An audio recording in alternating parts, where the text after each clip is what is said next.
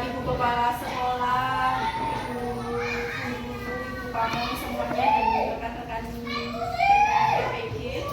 Terima kasih untuk kehadirannya di siang hari ini. Hari ini di acara SD Taman Siswa Jetis, saya mengisi untuk diseminasi dari hasil saya belajar calon guru penggerak, yaitu tentang budaya positif. Di sini di modul 1.4 itu isinya tentang budaya positif. Ini saya karena itu cuman separuh badan. Kegiatannya hari ini pendahuluan pemaparan konsep budaya positif, simulasi segitiga restitusi, refleksi, dan penutup. Sebelum kita mulai, ada beberapa pertanyaan ibu-ibu semua. Yang pertama, hukuman dapat mendisiplinkan anak. Setuju atau tidak setuju? Tidak setuju. Yang lain bagaimana? Tidak setuju. Oke. Pemberian hukuman dengan hal positif seperti membaca atau membersihkan halaman sekolah dapat meningkatkan disiplin anak. Setuju atau tidak setuju? Setuju? Setuju. Oke. Lalu memberi penghargaan dapat meningkatkan motivasi belajar anak. Setuju atau tidak? Tidak setuju. Ada beberapa yang setuju, ada yang beberapa tidak setuju. Nanti kita akan bahas kenapa itu menjadi pertanyaan dari saya, kenapa setuju dan kenapa tidak setuju. Nah, untuk budaya positif ini banyak hal yang saya pelajari, teman-teman semua. Ini ada 6, ada disiplin positif dan nilai kebajikan, ada motivasi perilaku manusia, ada keyakinan kelas, ada kebutuhan dasar manusia, ada posisi kontrol, dan ada segitiga restitusi. Sebenarnya, sepemahaman saya, budaya positif ini sebenarnya mungkin beberapa bagian itu sebenarnya sudah kita lakukan, cuma belum yang kita lakukan ini masuk dalam yang apa, masuk dalam yang apa, sudah, tapi belum terdefinisikan dengan baik, itu saja. Saat saya belajar ini, mempelajari buku ini memang apa ya namanya, banyak mendapatkan gagasan, akhirnya ide-ide yang muncul. Oh, ternyata besok sebaiknya seperti ini, oh sebaiknya seperti ini, oh ternyata kemarin saya tuh salah kok, ternyata harusnya seperti ini. Itu banyak hal, dan semoga nanti apa yang saya sampaikan juga bisa membawa manfaat untuk teman-teman semuanya. Yang pertama, perubahan paradigma kegiatan kepalan tangan. Mungkin bisa berpasang-pasangan deh. Coba salah satu menjadi A dan salah satu menjadi B. Si A, pikirkan sebuah benda atau sesuatu yang sangat berharga untuk Anda. Genggamlah benda atau sesuatu tersebut di tangan Anda. Dipikirkan yang menjadi si A, coba dipikirkan.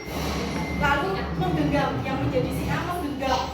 Misalkan, kalau saya misalkan, oh ada makanan kesukaan, nah itu sebenarnya yang saya genggam. Digenggam. Gak usah dipegang.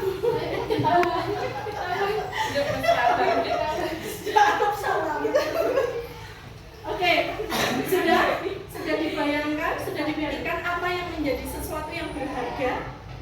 Oke, lalu yang menjadi B, silakan yang menjadi B mencoba sekuat tenaga dengan berbagai cara untuk meminta yang ada di genggaman si A. Boleh dengan cara apa saja, dipaksa, dirayu, diiming-imingi, boleh. Coba lakukan, Bu Enda, lakukan. Tadi yang si A siapa? Mbak Angel. Oke, Bu Enda, Mbak Angel menggenggam apa yang Bu Enda minta kepada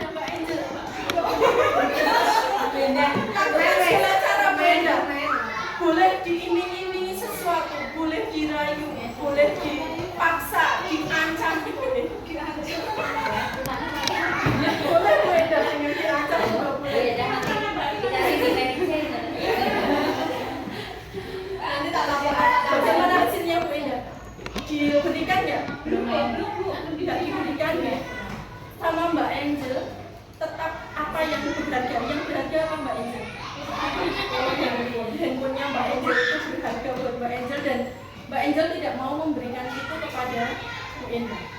Itu artinya apa? Mempertahankan miliknya. Jadi itu pun sama seperti murid kita. Murid kita itu ketika sudah punya pendirian, itu rasanya akan sulit untuk, meskipun kita ancam, meskipun kita rayu, meskipun kita imingi apa-apa, ketika pendiriannya dia kuat, dia maka tidak akan pernah terlepas kecuali karena keinginannya dia sendiri. Seharusnya seperti itu, tapi mungkin yang terjadi sampai saat ini masih banyak murid kita yang akhirnya ya karena salah punya ego. Awas kamu kalau nggak mau diancam, nah itu akhirnya dicurigai.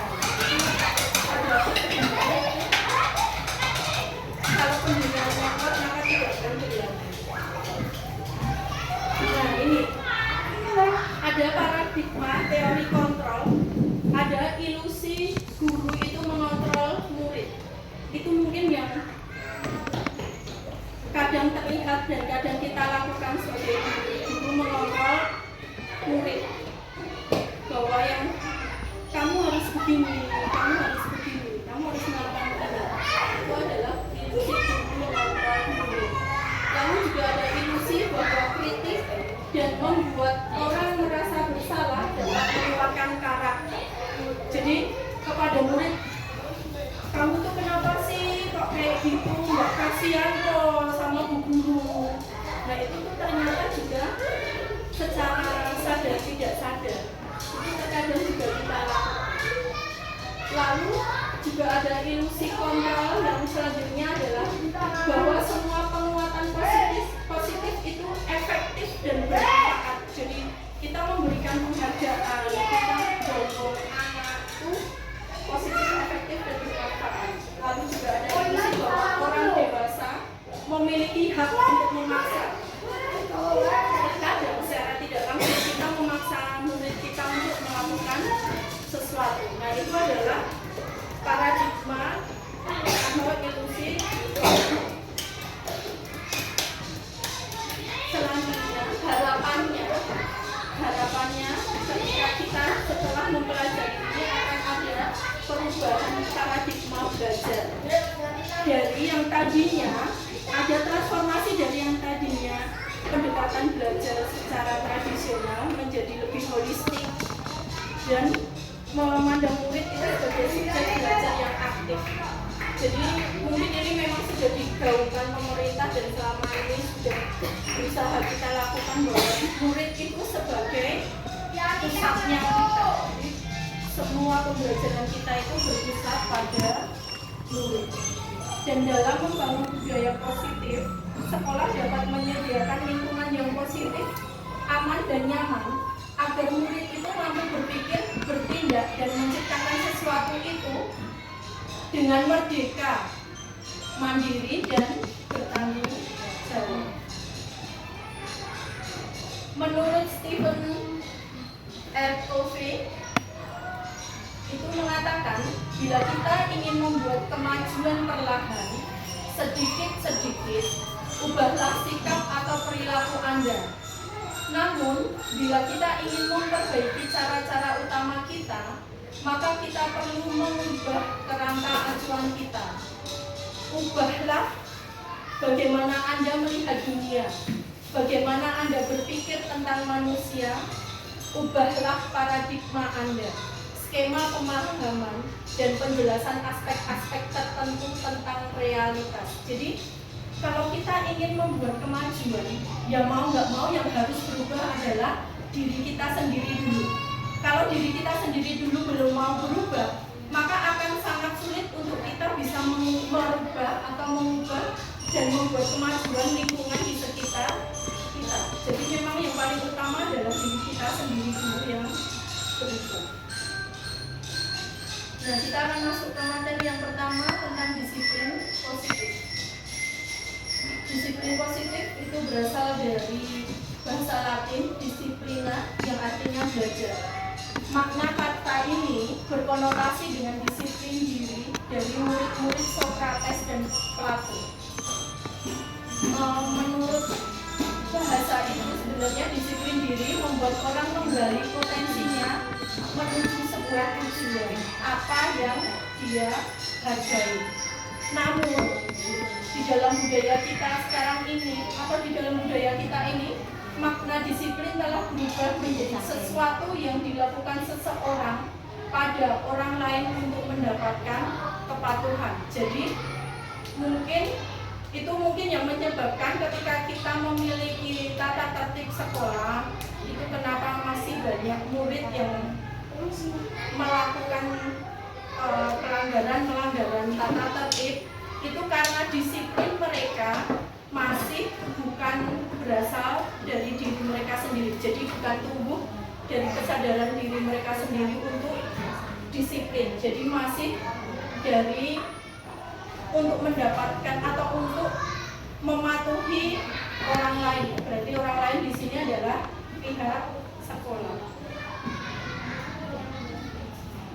Disiplin itu adalah belajar kontrol diri dengan menggali potensi kita agar tercapai tujuan mulia, yaitu sesuatu menjadi seseorang yang kita inginkan berdasarkan nilai-nilai yang kita hargai. Jadi harapannya disiplin positif itu tuh adalah ketika murid kita itu bisa menggali potensi dirinya dan bisa mengontrol dirinya sesuai dengan nilai-nilai yang kita harapkan.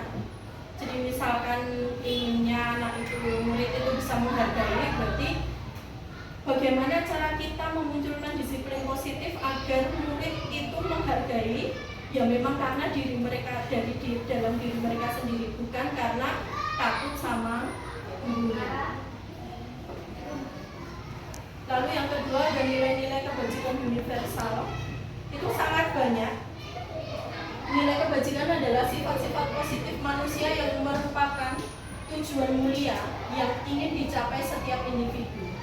Nilai-nilai tersebut bersifat universal dan lintas bahasa, suku, bangsa, agama maupun latar belakang. Dan di sini intinya ini harapannya adalah bahwa disiplin positif itu berasal dari nilai-nilai kebajikan, dan nilai-nilai itu merupakan motivasi intrinsik, jadi benar-benar motivasi yang berasal dari dalam dirinya. Dan Indonesia, pendidikan kita itu juga ada nilai kebajikannya yang sekarang ini di kurikulum kita, di kurikulum Merdeka itu ada di P3, profil pelajar Pancasila.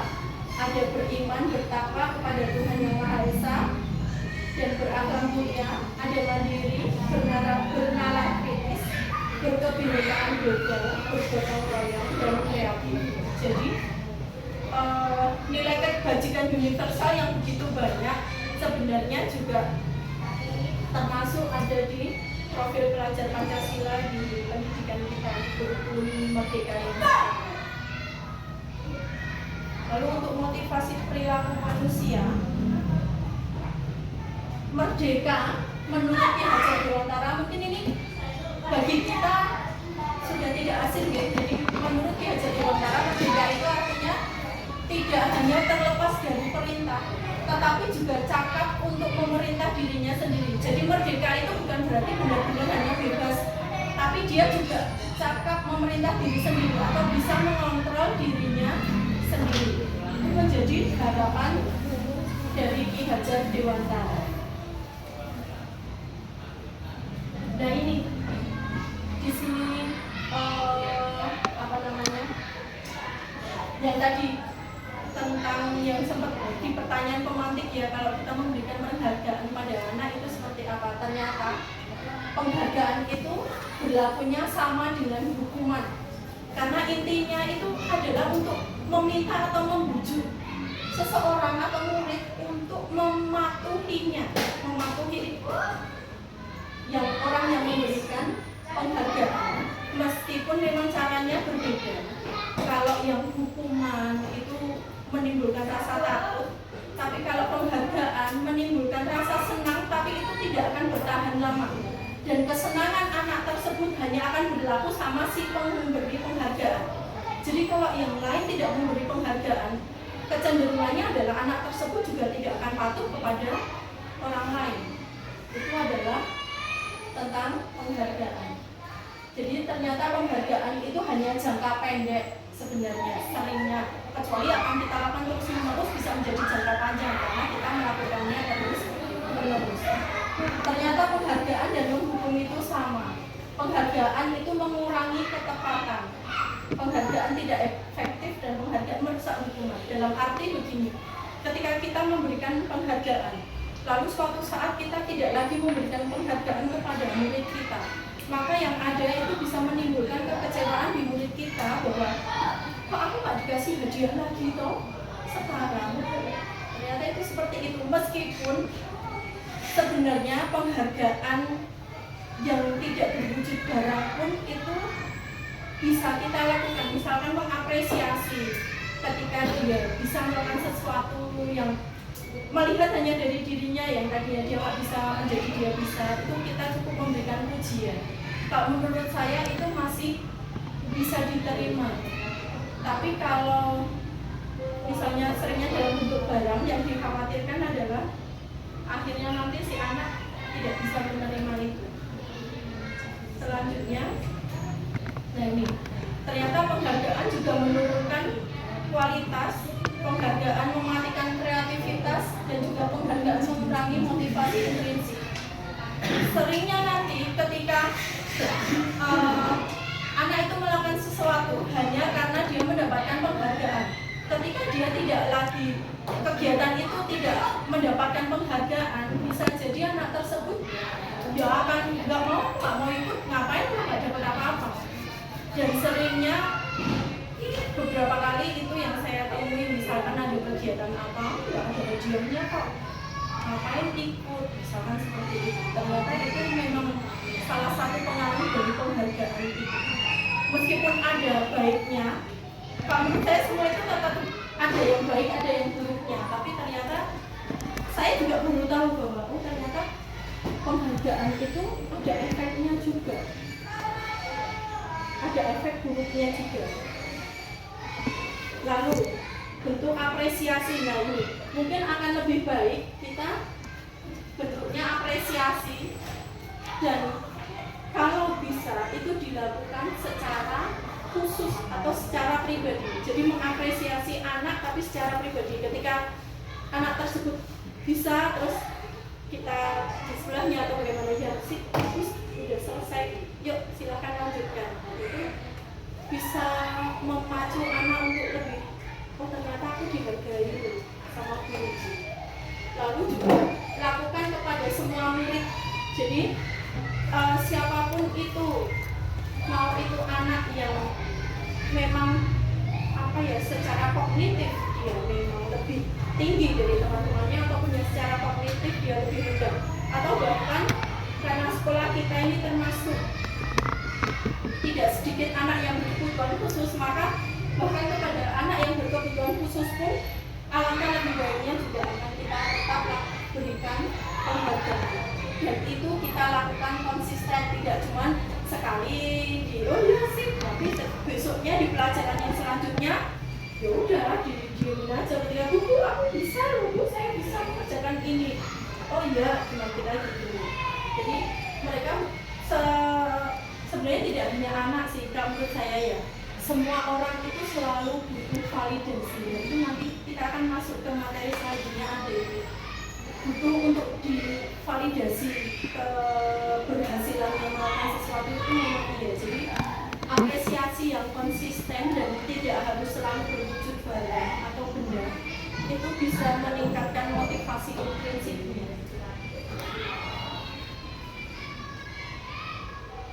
Nah, ini misalkan contohnya ada contohnya seperti ini, saat menolong murid baru di kelas, lalu ada yang memperhatikannya itu apa yang bentuk misalnya pengucapannya bisa seperti itu. Kemarin saya perhatikan rasa empatimu besar sekali ya pada saat menolong murid baru di kelas kita, misalnya seperti itu. Atau saya menghargai kepedulianmu saat kamu membantu teman-temanmu di tugas kelompok. Itu hal-hal yang sepele sebenarnya, tapi jika itu bisa kita lakukan, itu bisa menjadi hal yang baik untuk anak murid kita. Lalu bisa juga terima kasih untuk rasa tanggung jawabmu pada saat kamu memungut kertas-kertas yang berserakan di lantai. Meskipun memang mungkin ya, kalau ini saya pribadi ya, saya akui bahwa ketugasan kita sebagai guru itu di zaman sekarang tidak hanya mengajar dan mendidik, tapi termasuk administrasi juga banyak. Jadi mungkin banyak menyita waktu kita, tapi setidaknya hal-hal yang sepele seperti ini sering kita lakukan itu insya Allah akan memberi manfaat untuk anak didik kita. Nah ini ada beberapa pertanyaan menurut ibu bapak semua. Mencatat 100 kali di dalam buku dengan kalimat saya tidak akan terlambat lagi karena terlambat ke sekolah itu hukuman atau konsekuensi?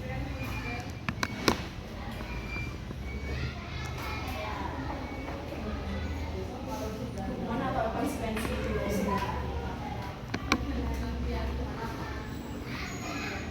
Kan kalau hukuman itu yang membuat takut ya, kalau konsekuensi itu memang sesuai dengan pelanggaran yang dia lakukan. Iya, iya, jadi apa Bu? Hukuman. Lalu kalau lari mengelilingi lapangan basket 2 kali karena terlambat hadir di sekolah.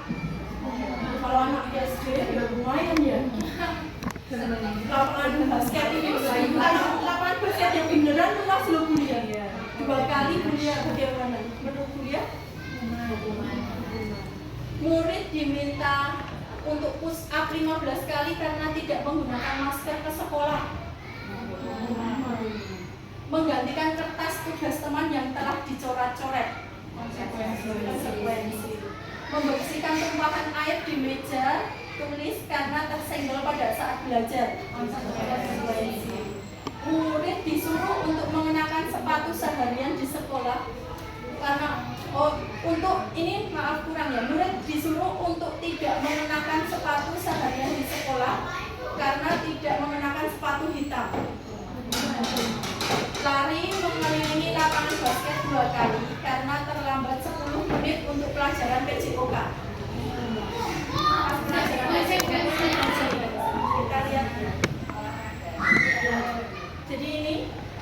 Jadi beda ya, kalau hukuman itu benar-benar ya dia ibarat kata nggak tahu tempatnya, yang penting aku dihukum karena nggak menaati aturan. Tapi kalau konsekuensi itu dia melakukan pelanggaran, tapi apa sanksinya yang logis ya, yang tidak dan itu kan tidak memberatkan anak juga gitu sanksinya. Seperti menggantikan kertas tugas teman yang dicoret-coret kan karena memang dia salah nyoret-nyoret. Ya berarti memang kewajibannya dia menggantikan. Beda nek kertas tugas teman dicoret-coret dia yang suruh nulis semua isinya itu salah ya. Selanjutnya, nah ini perbedaannya antara hukuman dan konsekuensi. Jadi kalau hukuman itu sesuatu yang menyakitkan yang harus terjadi, itu hukuman karena dia menimbulkan rasa takut, menyakitkan. Tapi kalau konsekuensi itu memang harus terjadi. Ketika dia menumpahkan minum, ya dia harus membersihkan. Itu konsekuensi. Tapi ketika dia menumpahkan minum terus disuruh push up 10 kali, nah itu namanya hukuman. Lalu membuat anak sakit baik fisik maupun hati untuk jangka waktu lama, itu hukuman. Kalau untuk konsekuensi membuat anak merasa tidak nyaman dalam jangka waktu pendek. Kalau konsekuensi ya dia jangka waktu pendek aja rasa tidak nyamannya, tapi kalau hukuman itu bisa membekas di dirinya. Mungkin seperti kalau pengalaman pribadi saya itu berarti hukuman ternyata yang saya amati waktu SD, guru matematika saya itu kalau nilainya di bawah 6 itu akan kena hukuman, dicubit atau dijewer, ditarik rambutnya, dipukul pakai penggaris kayu. Nah itu, dan sampai sekarang masih membekas, itu berarti merupakan sebuah hukuman karena menimbulkan rasa takut ya, meskipun memang kalau saya terus belajar, tapi kan tidak semua teman saya juga berlaku yang sama seperti saya. Jadi itu berarti merupakan sebuah hukuman. Lalu hukuman anak membenci kedisiplinan.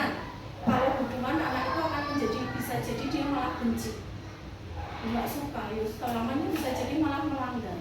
Tapi kalau konsekuensi anak itu jadi menghargai kedisiplinan. Oh ternyata kalau aku melakukan kesalahan yang seperti ini, aku tahu loh, aku konsekuensinya ini. Berarti akhirnya dia akan berlaku yang lebih baik lagi. Lalu hukuman itu kalau mendorong anak untuk menyakiti diri sendiri. Tapi kalau konsekuensi mendorong anak agar mudah menyesuaikan diri. Lalu hukuman itu konsep diri yang buruk, konsekuensi konsep diri yang baik. Hukuman itu juga menjadikan anak belajar untuk menyembunyikan kesalahan biar dia tidak dihukum. Bagaimana caranya? Pokoknya misal nggak mengerjakan PR, suruh yang kayak tadi menulis PR-nya 10 kali misalkan, atau PR-nya diperbanyak jadi 2 atau 3 kali lipat ya. Bisa jadi anak akhirnya menyembunyikan itu dengan pagi-pagi datang ke sekolah nyontek punya temannya. Lalu kalau konsekuensi anak akan belajar untuk mematuhi peraturan. Kalau hukuman itu menjadi marah, ada rasa bersalah juga bisa, dipermalukan juga bisa, merasa tak dihargai. Itu kalau hukuman. Kalau konsekuensi itu dia kehilangan hak, dibuat tidak nyaman, diasingkan untuk sementara waktu. Semua ada akibatnya, tapi memang konsekuensi masih lebih penting. Lalu selanjutnya ada restitusi. Nah ini bagi saya termasuk hal baru. Ada, ya taunya kan hukuman, konsekuensi gitu ya, tapi ternyata ada yang namanya restitusi. Restitusi itu adalah proses menciptakan kondisi bagi murid untuk memperbaiki kesalahan mereka, sehingga mereka itu bisa kembali pada kelompok mereka dengan karakter yang lebih kuat. Restitusi juga merupakan proses kolaboratif yang mengajarkan murid untuk mencari solusi untuk masalah mereka dan membantu murid berpikir tentang orang seperti apa yang mereka ingin menjadi, yang menjadinya yang tujuannya yang baik, dan bagaimana mereka harus memperlakukan orang lain. Jadi ternyata ada cara lain nih yang bisa kita gunakan untuk anak itu, agar anak atau murid kita itu lebih bisa memperbaiki kesalahan mereka, dan itu yang tidak menyakiti mereka dan akhirnya bisa membantu mereka untuk memperbaiki diri. Ada 9 ciri-ciri untuk restitusi. Restitusi itu yang pertama bukan untuk menebus kesalahan, namun untuk belajar dari kesalahan. Jadi anak itu belajar dari kesalahan yang mereka perbuat. Restitusi itu memperbaiki hubungan. Kalau kita di sekolah berarti itu memperbaiki hubungan kita dengan murid kita. Adanya restitusi itu bisa membuat kita duduk bersama murid kita, ngobrolnya secara baik-baik. Itu kalau restitusi, dan itu berupa tawanan bukan paksaan. Lalu ada juga restitusi itu menuntun untuk melihat kedalaman diri. Jadi kita mengajak anak itu untuk kembali ke apa sih yang sebenarnya kamu lakukan itu apa? Kamu udah ngelakuin apa sih sebenarnya? Kenapa sampai harus diajak ngobrol seperti ini? Lalu juga restitusi diri adalah cara yang paling baik. Yang ketujuh, restitusi juga berfokus pada karakter bukan tindakan. Restitusi berfokus pada solusi. Restitusi mengembalikan murid yang berbuat salah pada kelompok. Jadi ketika dia kembali ke kelompoknya, harapannya adalah menjadi anak yang lebih baik atau murid yang lebih baik. Meskipun memang menurut saya semuanya itu butuh proses ya. Sekali kita lakukan belum tentu akan langsung berubah yang namanya anak. Jangankan anak, kita aja yang orang dewasa juga seperti itu. Jadi semua itu butuh proses, butuh waktu, dan harus dilakukan berulang kali. Selanjutnya keyakinan kelas. Nah ini kemarin sempat menjadi obrolan saya dengan Bu Amma. Saya konsultasi dengan Bu Amma juga berkaitan dengan keyakinan kelas. Selama ini yang kita punya dan kita buat, kita lakukan di setiap awal tahun ajaran bersama anak-anak itu adalah kesepakatan kelas. Kita membuat, semua kita membuat, dan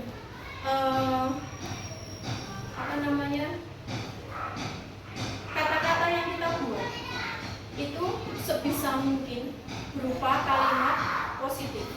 Jadi tidak ada kata tidak ada kata jangan, tidak ada kata tidak boleh atau dilarang.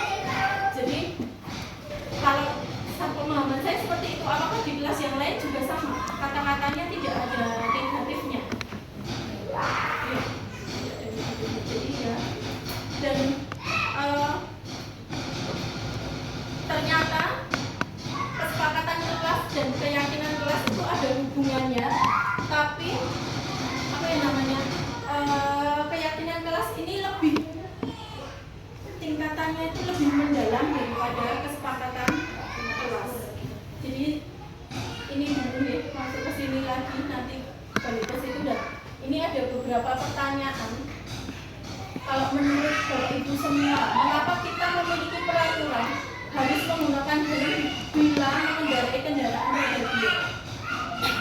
Kenapa? Menjaga keselamatan.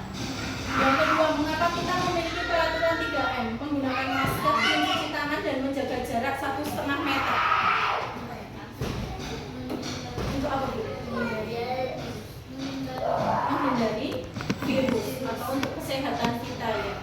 Lalu yang ketiga, mengapa kita memiliki peraturan harus datang tepat waktu pada saat mengikuti pelatihan? Biar tidak terlambat. Jadi ya biar jadi tertib ya, atau disiplin waktunya. Jadi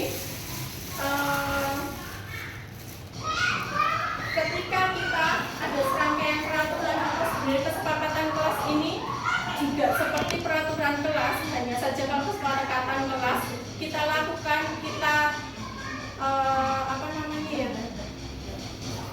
berpendapat bersama anak-anak. Jadi kita menampung semua pendapat anak-anak, lalu kita simpulkan untuk kita jadikan kesepakatan kelas. Maka kalau yang namanya keyakinan kelas adalah nilai-nilai atau keyakinan-keyakinan yang dimudahkan seseorang. Jadi menjaga ketenangan di kelas. Ketika anak itu sudah tahu keyakinannya apa sih dari menjaga ketenangan di kelas, itu berarti anak itu pastinya juga akan menjaga, melakukan ketenangan di kelas itu. Kalau menjaga ketenangan di kelas, menurut Bapak Ibu, nilai positifnya apa? Menjaga ketenangan di kelas kondusif, tenang, nyaman juga bisa ya. Nah, ketika anak itu sudah tahu keyakinan kelasnya mereka bahwa aku tuh dapat nyaman, aku tuh dapat tenang, aku bisa kondusif belajarnya, maka anak itu akan bisa menjaga ketenangan di kelas. Menjaga kebersihan kelas juga seperti itu. Jadi ketika dia sudah tahu apa sih nilainya dari setiap kesepakatan yang ada atau setiap peraturan yang ada, maka itulah yang menjadi keyakinan kita. Dan itu bisa berlaku tidak hanya di kelas, menjadi keyakinan kelas, itu juga bisa berlaku untuk tingkat sekolah. Tata tertib tetap ada, tapi anak juga tahu keyakinan sekolah apa sih yang bisa mereka lakukan agar tata tertib itu bisa berjalan dengan baik, bisa diikuti dan mengurangi atau meminimalkan adanya pelanggaran. Nah, ini salah satunya. Misalkan kalau menghormati orang lain, salah satunya adalah berempati terhadap perasaan orang lain. Maka dia akan, kalau terlihatnya begitu, maka anak tersebut bisa melakukan, yuk aku bantu, karena dia melihat temannya yang kerepotan membawa barang misalkan. Lalu yang terdengarnya, kata-kata yang keluar dari anak adalah, yuk aku bantu. Perilakunya apa? Ya ayo, dia ngangkatin barang temannya misalkan. Itu menjadi salah satu kegiatannya. Lalu datang tepat waktu,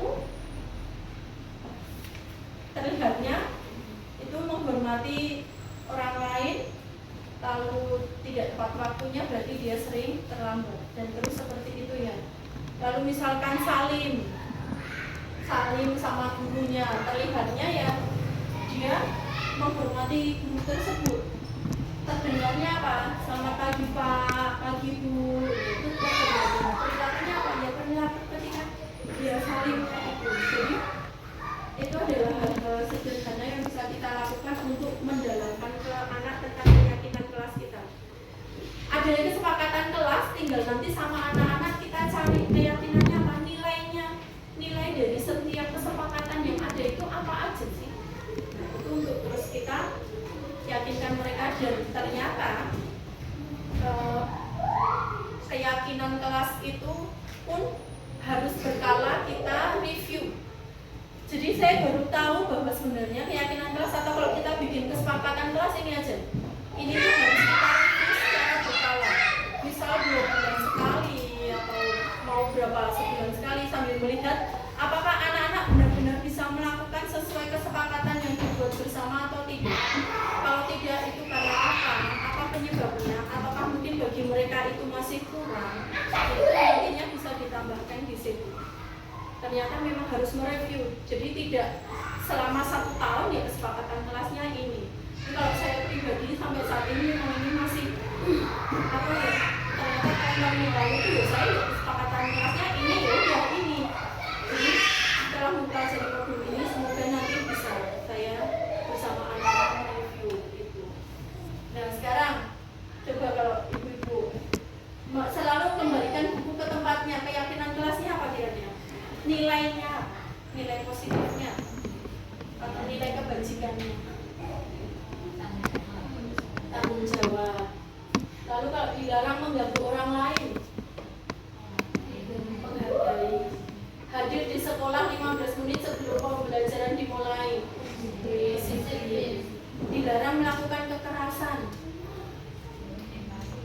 empati bisa, menghargai juga bisa. Apalagi ini dilarang menggunakan narkoba, gitu ya. Lalu bergantian atau menunggu giliran, tertib, antri, menggunakan masker, jaga diri bisa, jangan berlari di kelas atau koridor, menjaga ketenangan. Nah ini ya, jadi beberapa, dan ini hanya contoh beberapa jawaban nilai-nilai kebajikannya, karena sebenarnya nilai kebajikan itu sangat banyak. Tapi ini yang bisa kita ambil beberapa. Jadi mungkin nanti ibu di kelasnya masing-masing, kebetulan ini kan wali kelasnya semuanya ibu-ibu. Nah, jadi mungkin nanti bisa kita praktekkan di kelas, di kesepakatan kelas kita, apa sih nilai kebajikannya dari setiap kesepakatan kita. Lalu bagaimana menurut kalian, masihkah ada yang kurang, ataukah selama kita sudah beberapa bulan ini mereview, kita review selama beberapa bulan ini apakah sudah cukup seperti ini atau masih mau ditambah. Kalau Bu Dewi mungkin karena kelas 1, nah ini mungkin bisa diajak ini apa ya namanya, misalkan bener nggak kalian sudah melakukan ini belum, kira-kira mau ditambah lagi nggak atau harus apa lagi sama anak-anak, kayak gitu tuh bisa. Lalu selanjutnya, nah ini ada beberapa kebutuhan dasar manusia, ada 5 kebutuhan dasar manusia. Yang pertama itu adalah kebutuhan bertahan hidup atau survival. Nah ini keluar kalau gambarnya ya.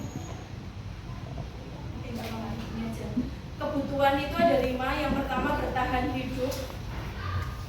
Jadi kalau bertahan hidup itu contohnya ya dia makan, kesehatan, dan kalau di sekolah itu contohnya ya seperti perasaan aman. Jadi dia terlindungi, dia merasa aman berada di sekolah, kayak gitu, nyaman, itu termasuk kebutuhan bertahan hidup. Lalu kebutuhan yang kedua adalah kasih sayang dan rasa diterima.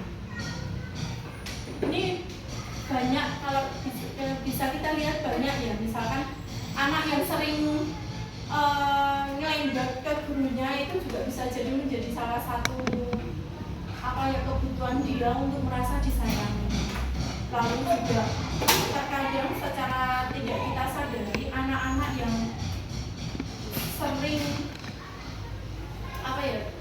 membuat atau melanggar, bisa jadi karena kebutuhan ini tidak dipenuhi. Jadi rumah tidak terpenuhi kebutuhan ini, ya bisa jadi dia ganggu temennya, dia sering marah-marah misal sama temennya. Itu bisa jadi karena kebutuhan kasih sayang dan rasa diterima ini tidak terpenuhi. Nah, ini pun kebutuhan dasar manusia, ya berarti tidak hanya anak, kita pun juga sama. Jadi mungkin kalau ketika ngajar sambil marah-marah, bisa jadi dilihat dulu dirunut, oh tadi pagi belum sarapan loh, bisa jadi kata itu. Terus akhirnya muridnya salah sini, kita marah, bisa seperti itu, ngomel-ngomel. Atau karena baru ada masalah di rumah sama keluarganya. Terkadang itu di sekolah murid melakukan kesalahan sedikit aja, kita balik ngomelinya panjang kali lebar kali tinggi, ya itu bisa jadi seperti itu ya. Tambah tapi arisan sama aja terakhir nggak usah berarti Bu, terakhir bahagia. Selanjutnya yang ketiga ada kebutuhan penguasaan atau pengakuan atas kemampuan. Nah ini yang tadi saya bilang bahwa anak itu butuh divalidasi. Oh iya kamu bisa, kamu mampu. Kebutuhan itu tuh ternyata kebutuhan dasarnya manusia. Jadi butuh untuk diakui bahwa dia bisa. Karena mungkin terkadang mungkin bagi kita, apalagi kalau kita sebagai guru, secara tidak disadari, sadar dan tidak sadar, kita tuh sebenarnya juga belajar parenting tapi untuk anak orang lain, gitu kan? Nah, bisa kita terapkan juga parenting ini di anak kita di rumah. Meskipun kalau seperti saya, itu yang menjadi hambatan memang adalah simbahnya sendiri.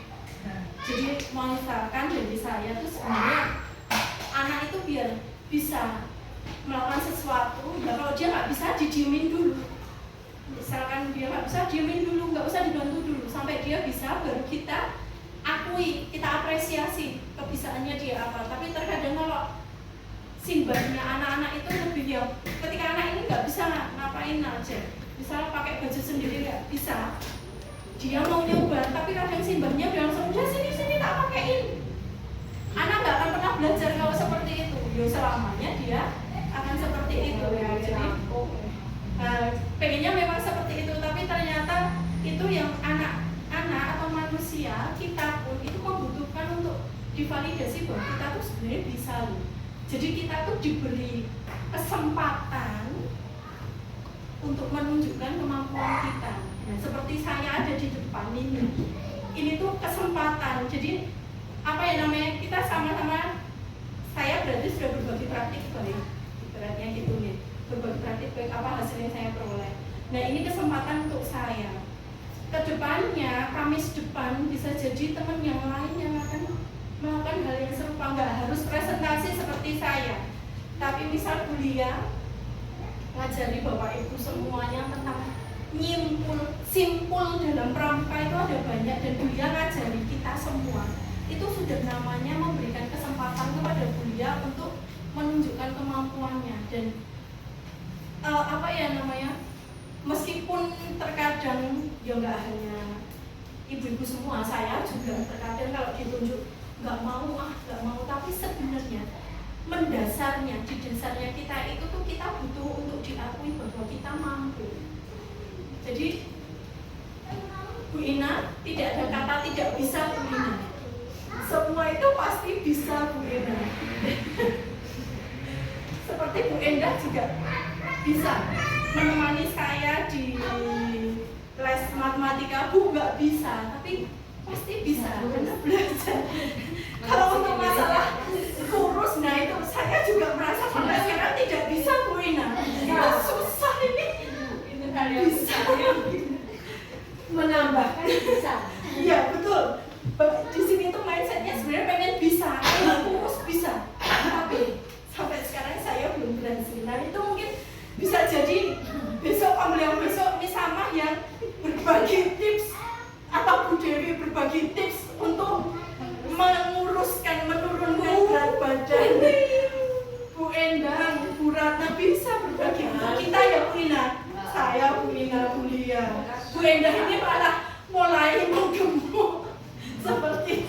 kita. Jadi semua itu pada dasarnya pasti ingin untuk diakui kemampuannya bahwa kita tuh mau. Dan kalau saya teman-teman yang jelas jangan takut keluar dari zona nyaman. Pasti memang awalnya menyakitkan, tapi insya Allah akan ada hal baik yang kita peroleh ketika kita mau keluar dari zona nyaman. Misalkan yang sederhana ya, misalkan yang ngajar ini biasanya yang jero kelas, sesekali kita belajar di Selasa, itu sudah namanya sudah keluar dari zona nyaman. Mungkin awal mulanya nggak enak, kita bingung kalau di luar mau ngapain, kalau kita ngajar di luar berisik, tapi lama-kelamaan kita akan terbiasa dan kita bisa mencari metode, atau mungkin anak-anak diajak jalan-jalan. Saya melihat Bu Ina tahun lalu ini sering ngajak anak jalan-jalan. Nah itu menjadi kayak semacam pemantik untuk saya, wah diajak jalan-jalan. Jadi saya juga mikir kalau tak ajak jalan-jalan mau kemana, terus pelajarannya apa, tak ajarin ngapain, anak-anak tak tugasin apa, itu kita sudah keluar dari zona nyaman. Kalau kita yang penting mau nyoba, pakai tangan terus kok kelas, biar tidak selalu dalam kelas. Karena saya nggak tahu kalau kelas yang lain, tapi kalau anak-anak kelas 5 ini, kalau sama saya, Bu, ayo Bu, jalan-jalan, Bu, ayo Bu, keluar. Bahkan sekali saya ajak jalan-jalan waktu itu mereka juga yang, Bu, kapan Bu jalan-jalan lagi? Ya tunggu dulu, cari materi dulu yang biar kita bisa jalan-jalan.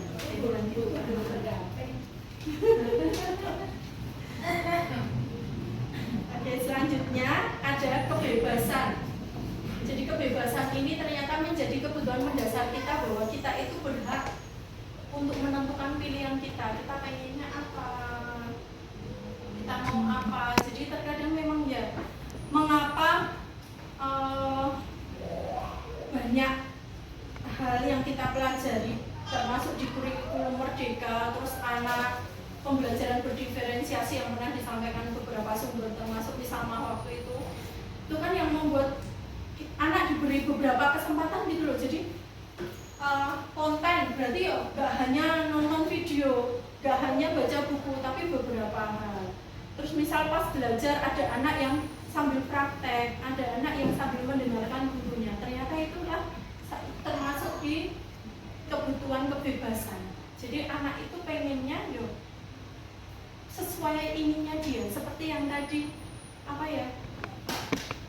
punya keinginan, tadi punya sesuatu yang berharga digenggam erat. Nah itu kan kayak keinginannya dia apa gitu. Jadi kalau dia tidak diberi kebebasan, cenderungnya anak itu akan melakukan hal-hal di luar di luar kemauan kita, untuk menunjukkan bahwa dia itu pengen kebebasan gitu ya. Lalu ada juga kesenangan. Jadi ada anak yang kalau main atau belajar pengennya sambil main, atau pengennya sambil pakai alat peraga. Itu ternyata juga merupakan salah satu wujud kebutuhan dasar untuk senang. Anak-anak senangnya main, ya benar, kayak yang tadi saya ceritakan ke Bu Dewi kemarin, ke Bu Ama, yang anak kelas 6 sakit, tapi ternyata sorenya ketemu dia mainan sama teman-temannya. Ternyata dia itu adalah kebutuhan dasarnya berupa kesenangan. Itu salah satunya adalah dia berkesempatan untuk bermain. Tadi saya ketika mengamati Mas Asman ngajar, itu menjadi gagasan saya, dan sebenarnya dari kemarin-kemarin sudah ada gagasan ini, sudah pernah masuk ke aplikasinya, tapi berhenti karena saya bingung melanjutkan prosesnya seperti apa. Kalau yang Mas Asman tadi kan pakai spinner, itu kayaknya di bol-bol atau apa. Nah itu anak-anak tuh seneng ketika dia milih siapa yang maju kayak gitu, dengan ngeklik dan spinner itu menunjukkan arisan. Waktu itu Bu Ina, kita mau arisan yang dapat siapa. Nah itu kayak gitu tuh ternyata anak-anak seneng.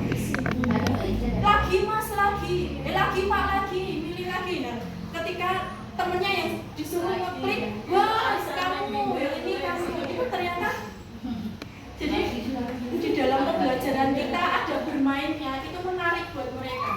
Saya yang pernah mencoba tapi mandek karena nggak tahu kelanjutannya prosesnya bagaimana adalah di kuisis dan tidak pakai komputer ataupun HP karena anak-anak nggak boleh bawa HP, pakai print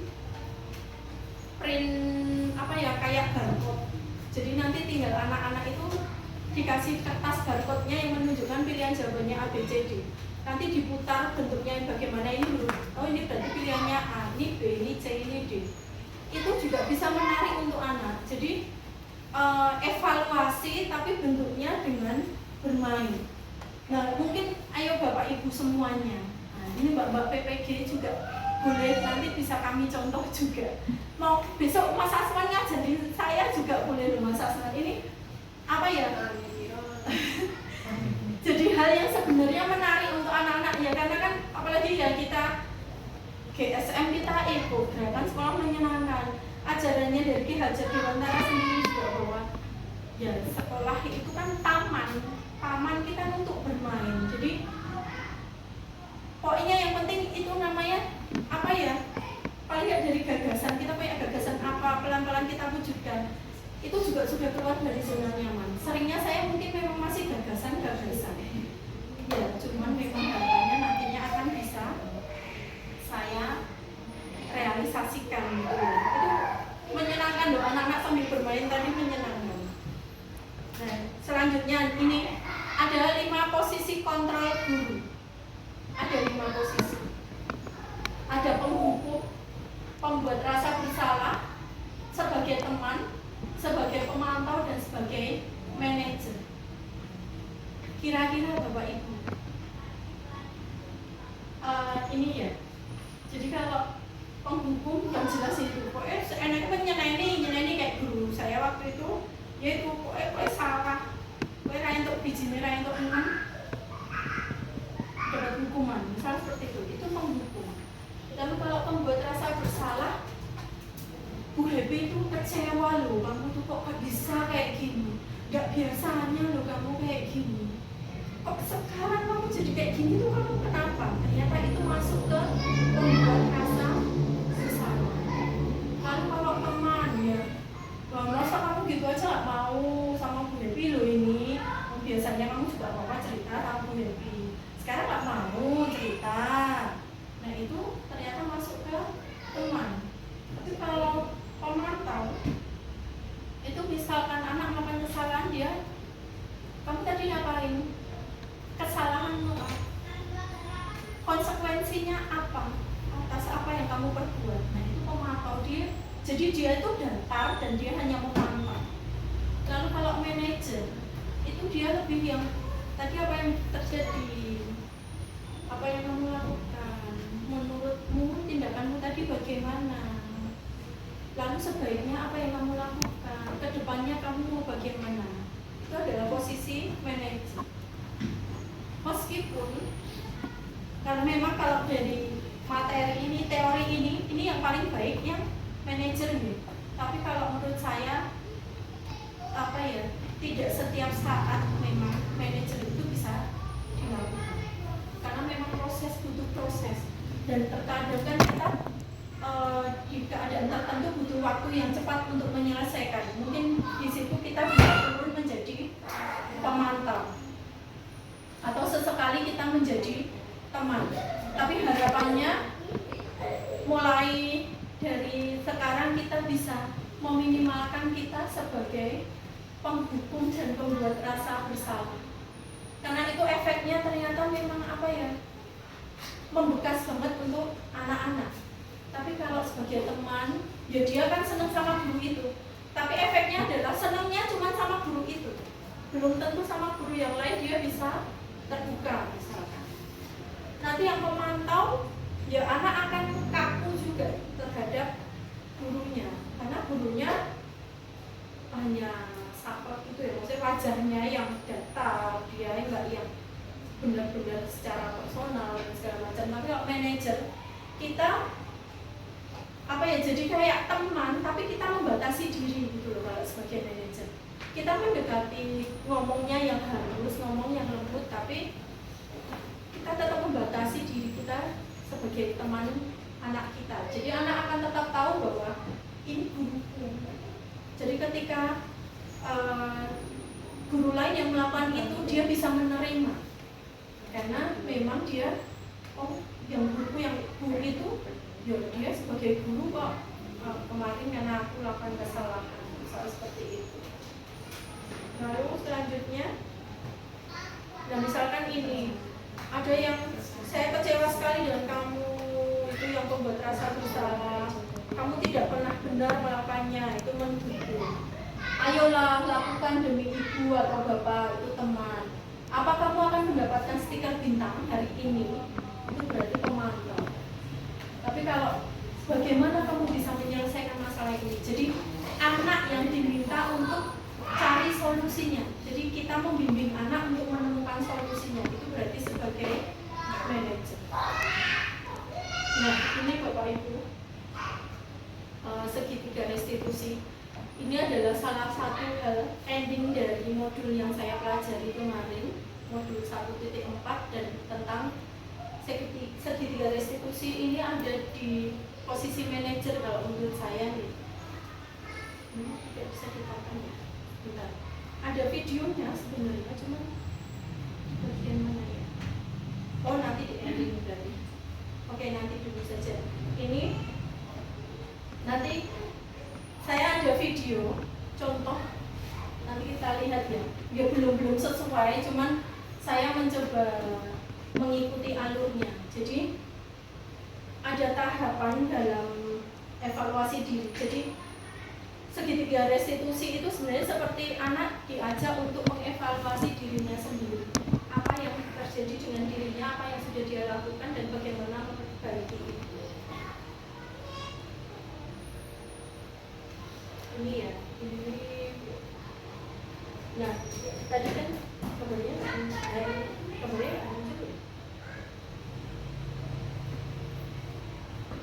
sebenarnya ini ada gambarnya, tapi kok tidak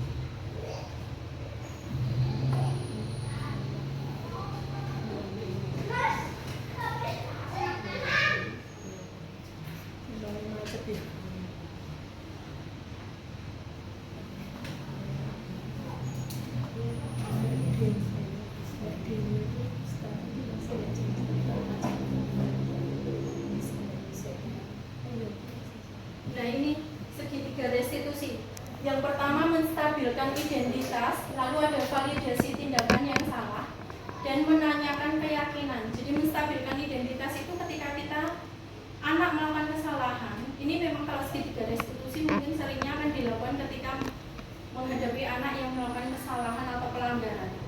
Jadi distabilkan dulu anak tersebut ketika bertemu kita, biar dia tidak langsung takut bahwa dia itu dipanggil karena dia salah. Jadi bisa tadi tahu nggak kenapa dipanggil ke sini? Terus katanya dia bilang, iya Bu, tadi saya mecahin kaca misalnya. Terus ya kita ajak, oh mecahin kaca ya karena bermain ya. Ya sih memang ya, kalau bermain itu seru banget ya.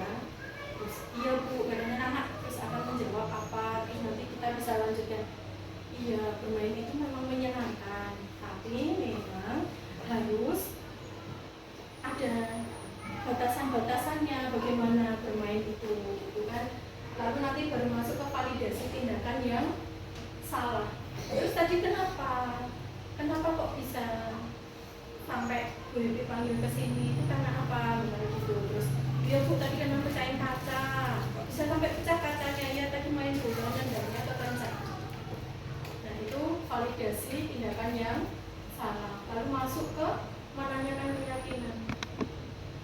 Lalu kalau tadi mecahin kaca, apa sih keyakinan sekolah yang sudah kamu langgar itu apa kira-kira ya?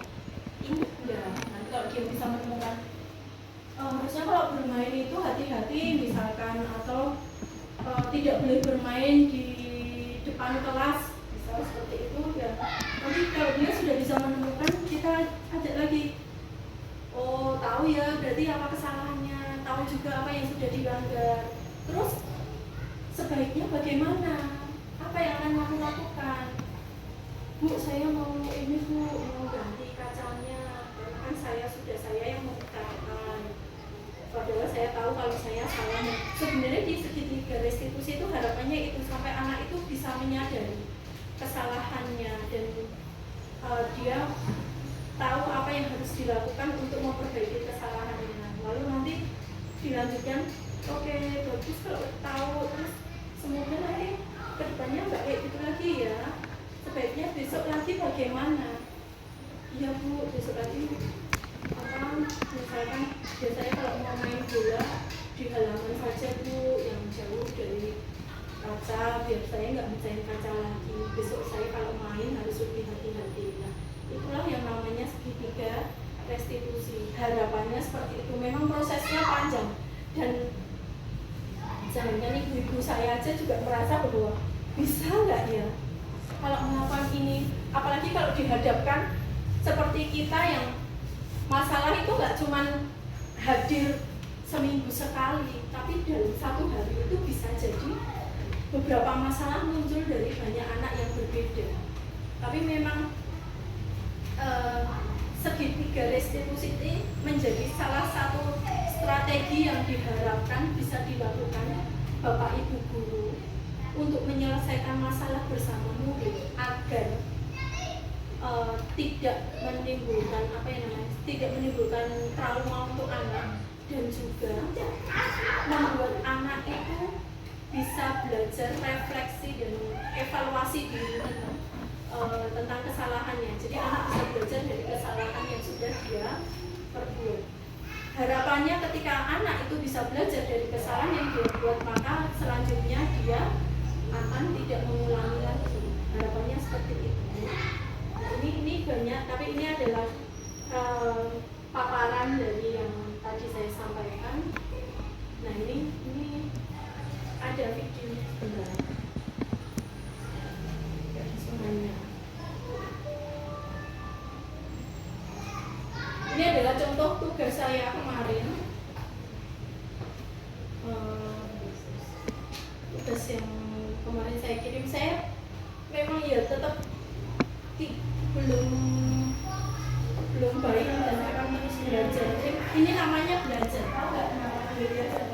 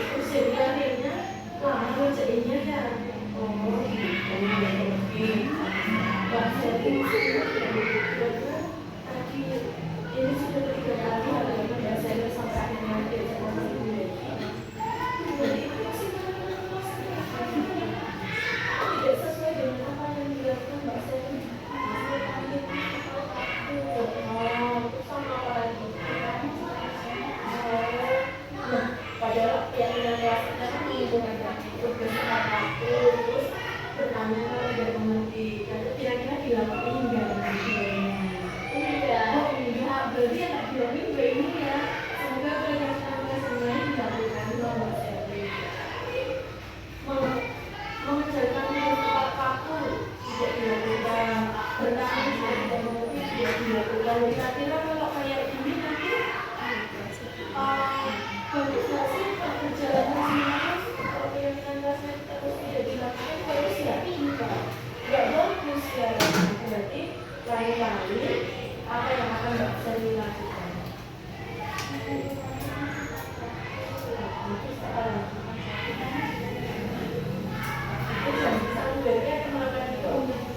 Jadi ya, berarti untuk kegiatan besok lagi kalau di kelas, dari pelajaran, nggak ada tugas pun kita harus sama-sama tinggal nanti ya.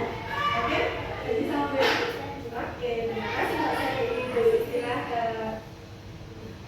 Ini video saya lewat TV termasuk jadi ya itu tadi adalah salah satu contoh prakteknya apa ya namanya, saya sendiri pun masih belajar, untuk bisa melakukan ini, dan mungkin sebenarnya dari kita pun sudah melakukan ini, tapi apa namanya ya, langkahnya belum full. Kalau yang namanya segitiga kan berarti tiga-tiganya harus dilakukan. Nah kalau saya pribadi, saya masih merasa kurang itu di awal di restitusi, kadang dilakukan, kadang di restitusi, di yang menstabilkan identitas, kadang dilakukan, kadang tidak. Lalu juga di keyakinannya, menanyakan keyakinan itu karena terkadang ketika anak sudah menjawab, ya sudah cuman sampai yang terus besok mau gimana, terus apa yang harus kamu lakukan, hanya sampai di situ. Jadi tidak sampai membawa anak untuk menyadari kesalahannya dan bagaimana sebaiknya ke depannya akan bagaimana. Nah, itu ya, itu yang belum saya lakukan. Semoga video tadi juga bisa membawa manfaat buat teman-teman, setidaknya oh ini loh coba bayangan segitiga restitusi itu kayak gini. Sekarang sebelum kan materinya sudah, nah sekarang untuk segitiga restitusi saya mau minta ada yang mau praktek, dua orang. Siapa ya? Salah, 2 orang. Bulia beneran tuh Bulia. Praktek ya Bulia. Duduk di depan sama Bu Enda boleh. Ini ada malu malu Bu. Boleh di sini. Ya temannya semua.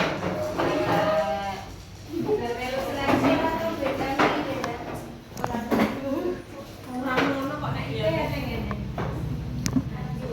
Siapa yang mau jadi murid, siapa yang mau jadi guru. Orang-orang kata percakapan jadi kamu kan guru jadi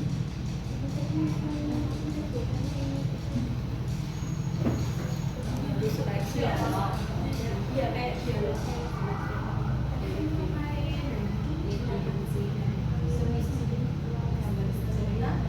Aminah itu nangis karena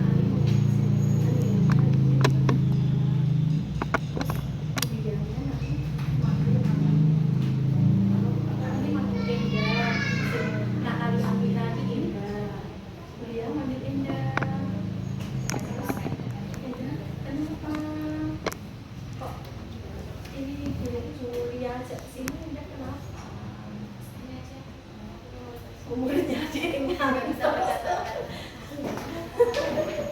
ayo kita belajar bersama.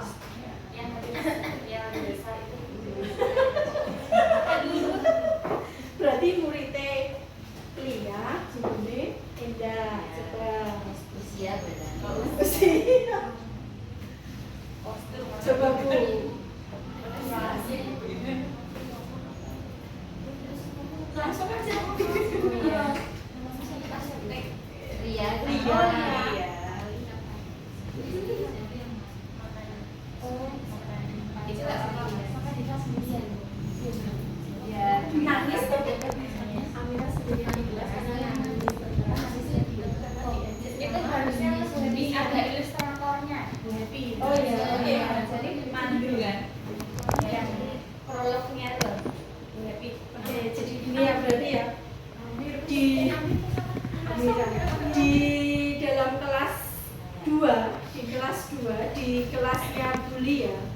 pada saat jam istirahat, Bulia mendapati Amira sedang menangis sendirian di dalam kelas. Bulia menghampiri Amira dan mengajak Amira berbicara. Ternyata Amira menangis karena tadi Lia sempat mengejek Amira karena nilai ulangannya lebih rendah dibandingkan nilai yang didapatkan Lia.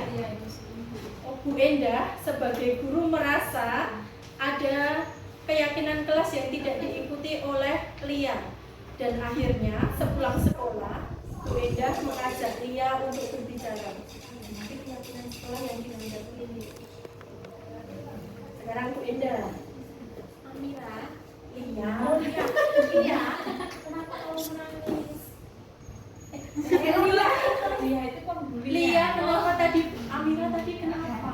Oh iya, Kalau kamu bilang itu Amira, Lia, kenapa kamu menangis? Amira dibully. Kamu saya ngebully. Ini karena kita sangka deh, bukan korban. dia pelaku utama. Dia tahu. Dia nggak langsung jadi orang Ayo. Nanti kalau gagal gimana? Kita mencoba. Di sini aja. Nggak usah pindah. yang diet asal gagal kenapa? Enggak salah Ali ya? Oh, apa jenenge Bu Endah ya boleh? Ali ya. Ali Endah. Ali. Iya. Apa tadi Bu? Kenapa tadi? Kamu tadi ngapain? Oh, tadi ngapain? Oh, ya. Ali. Tadi kan apa di kelas? Jam istirahat. Tadi aku di kelas Kelihatannya buat nakal. dia itu dipanggil karena ada membuat si Amira menangis. Tadi kamu ngapain sama Amira? Berarti kata-katanya dibalik Bu ya. Ali, tadi kamu ngapain sama Amira?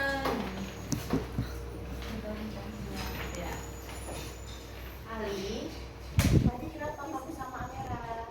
Aku berkelahi Kenapa? karena aku dibully. Ali yang ngebully Amira karena nilainya jelek. potong-potong. Iya nggak tahu? Ya nggak tahu kamu aku dulu. Iya.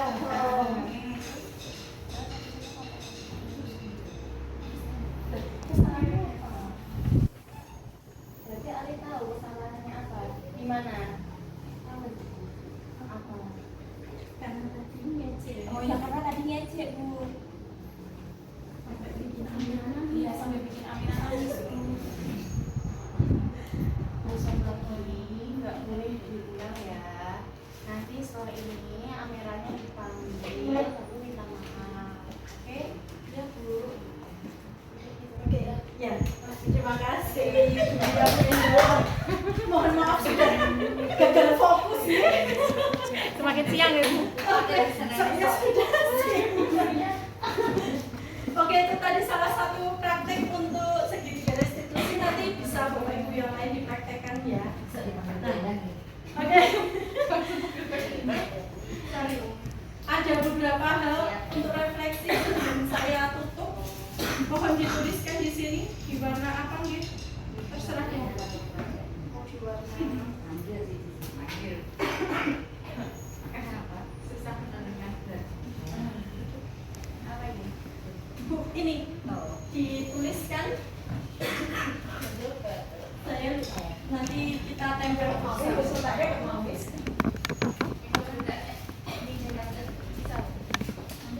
Aku enggak.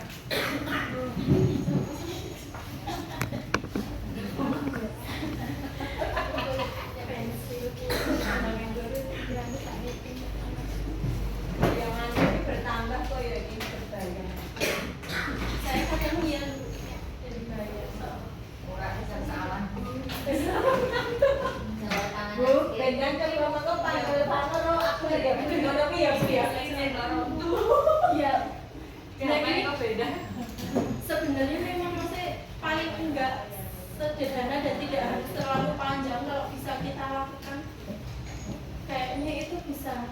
membuat anak bisa lebih, semoga harapannya bisa lebih menyadari dan bisa memperbaiki diri. Harapannya sih begitu.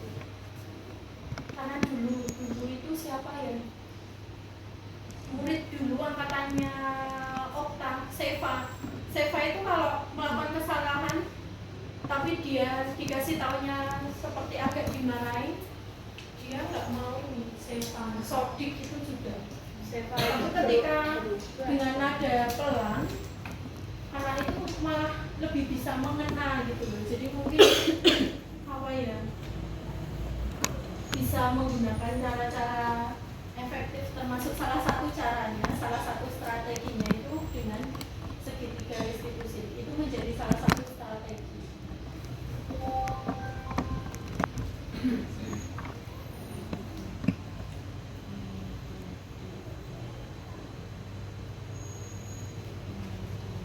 Nanti kalau sudah bisa ditempel di bawah ini aja, di bawah apa namanya,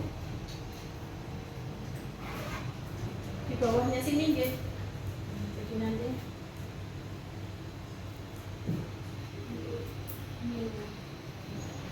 misalkan dinowori saja, lalu dituliskan boleh. Kalau kurang kertasnya boleh ditambahin. Insya Allah cukup kok itu kertasnya. Atau mau satu kertas satu jawaban pertanyaan juga boleh. Kan kalau Bu Enda biasanya bisa panjang lebar. Sudah singkat aja. Iya, kalau itu iya Bu Ina. Saya kemari.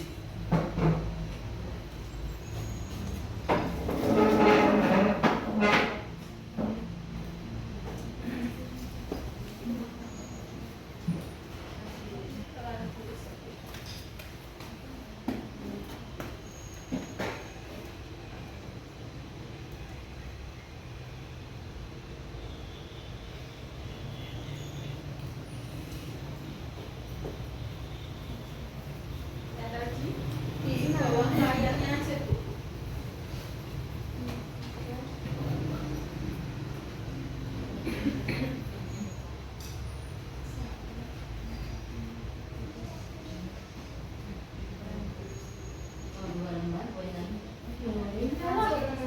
Pertanyaannya tak tulis.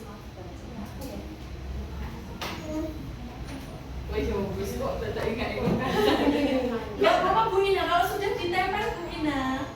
Orang sambil nunggu kancane. Itu benar.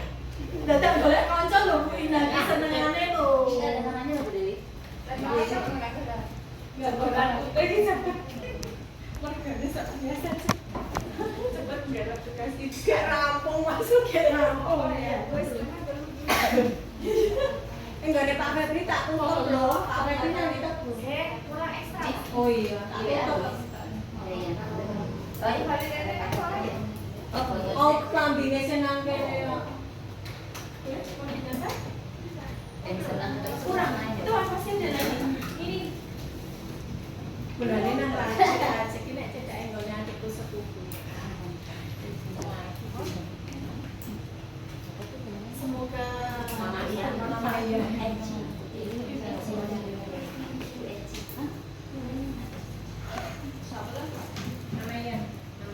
ya.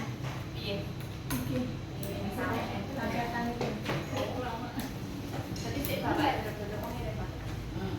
Enggak kira. Ayo, tutupan kabeh langsung ditempel enggak apa-apa. Kuliah apa? TM itu. Iya, online. Untung udah Emang tadinya nggak ada Zoom-nya? Tiba-tiba jadi dihapus lagi. Tapi kan langsung bisa. Maksudnya nggak harus nggak bisa ya. laptopku juga agak nggak harus standar. MS tuh kabeh kan dia. Ini kan masih kayak nganu tau kalau Bu anak promo kayak Besok aja. promo 12 loh. Oke, ayo ditambah. Halo, tak tempelin.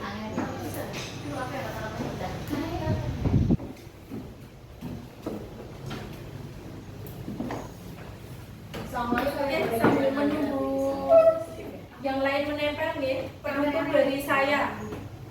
Ini mungkin nggak asing buat kita ya, tapi kita tetap harus terus mengingat dan belajar lagi. Among sistem kita yaitu menyokong kodrat alamnya anak-anak yang kita didik agar dapat mengembangkan hidupnya lahir dan batin menurut kodratnya sendiri-sendiri. Ini dari Ki Hajar Dewantara bahwa ya memang kodratnya anak itu kan, kalau yang namanya anak itu masih bermain lah. Berarti kita harus juga mengembangkan itu juga. Bagaimana caranya sambil bermain tapi ternyata anak itu sebenarnya belajar. Oke, terima kasih teman-teman semua. Terakhir dari saya sebelum saya tutup bahwa berubah, kalau kita ingin melakukan perubahan maka ayo kita berubah dari diri kita sendiri dan jangan takut keluar dari zona nyaman. Oke, demikian dari saya. Mohon maaf apabila banyak salah-salah kata selama saya mendiseminasikan hasil belajar saya di kegiatan CGP. Semoga membawa manfaat untuk teman-teman semua dan untuk diri saya sendiri juga. Terima kasih. Wassalamualaikum warahmatullahi wabarakatuh. Salam dan